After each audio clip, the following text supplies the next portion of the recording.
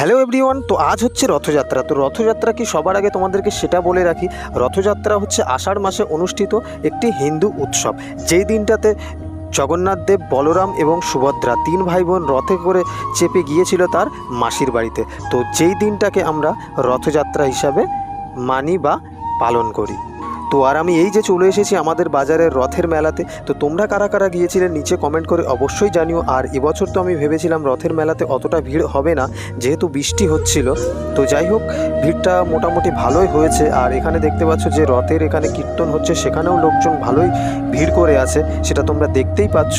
তো দেখো কীরকম কি ভিড় হয়েছে না হয়েছে। তো যাই হোক, আর এই যে দেখতে পাচ্ছ রাস্তার উপর দিয়ে দোকান বসেছে, যেহেতু আমাদের যে রথের মেলাটা হয় সেখানে কোনো মাঠ নেই, মানে রাস্তার দুপাশ দিয়েই দোকান বসে। তো এখানে দেখতেই পাচ্ছ সেই রকম দোকান বসেছে।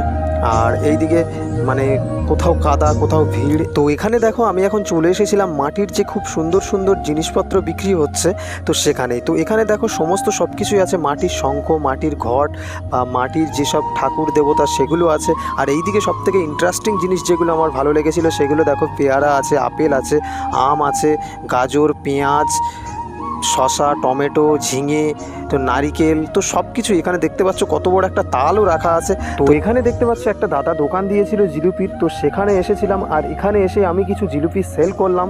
তো তারপরে ওখান থেকে সোজা চলে এসেছিলাম বাড়িতে। তো চলো আজকের মতো এই পর্যন্ত, দেখা হচ্ছে নেক্সট নিউ ব্লগে।